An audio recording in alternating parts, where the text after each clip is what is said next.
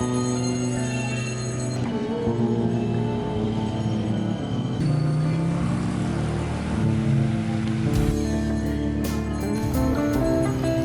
piso, kada oras, may timbang yan sako. Aral daw ako igdi, pare-pareho lang ang nadadangog ko. Hug ako? Di kayang magtrabaho na sana. Idiskarte niya makakabangon yan. Kaya lang, bako ka boss maagi sa diskarte. Diploma ang hanap ninda, o kaya si taong kaya maglakaw kang mga sugo ninda. Akala ko dati, pagkukulang ko ni. Pero ang problema palan, bako ang kapansanan ko, kundi ang mundong da itatao makimati sa kondisyon ko.